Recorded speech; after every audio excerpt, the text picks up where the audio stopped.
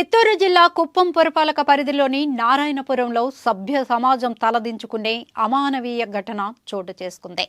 భర్త తీసుకున్న అప్పు చెల్లించలేదన్న నెపంతో ఒక మహిళను చెట్టుకు కట్టేసి దాడి చేసిన దారుణ ఉదంతం వెలుగులోకి వచ్చింది.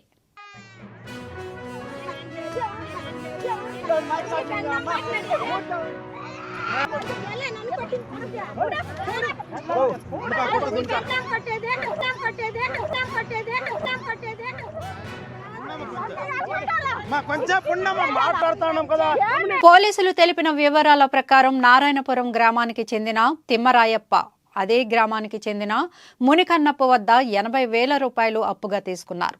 అయితే అప్పు తీర్చలేక తిమ్మరాయప్ప కొంతకాలం క్రితం గ్రామం విడిచి వెళ్లిపోయాడు. దాంతో అతని భార్య శిరీష తన పుట్టిల్లైన శాంతిపురం మండలం కెంచనబళ్లకు వెళ్లి బెంగళూరులో కూలి పనులు చేసుకుంటూ తమ కుమారుణ్ణి పోషించుకుంటోంది.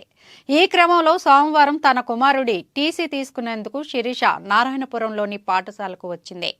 ఈ విషయం తెలుసుకున్న మునికన్నప్ప అతని భార్య మున్నెమ్మ కుమారుడు రాజా కోడలు జగదీశ్వరి ఆమెను అడ్డగించారు. భర్త తీసుకున్న డబ్బు వెంటనే చెల్లించాలంటూ శిరీషతో తీవ్ర వాగ్వాదానికి దిగారు. అనంతరం ఆమెను బలవంతంగా లాక్కెళ్లి సమీపంలోని ఒక చెట్టుకు కట్టేసి దాడి చేశారు.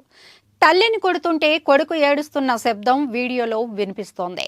ఈ దారుణాన్ని గమనించిన స్థానికులు వెంటనే పోలీసులకు సమాచారం అందించారు. హుటాహుటిన ఘటనా స్థలానికి చేరుకున్న పోలీసులు చెట్టుకు కట్టి ఉన్న శిరీషను విడిపించి రక్షించారు. బాధితురాలు శిరీష ఇచ్చిన ఫిర్యాదు మేరకు మునికన్నప్ప, మున్నెమ్మ, రాజా, జగదీశ్వరిపై కేసు నమోదు చేసి దర్యాప్తు చేస్తున్నట్లు పోలీసులు తెలిపారు.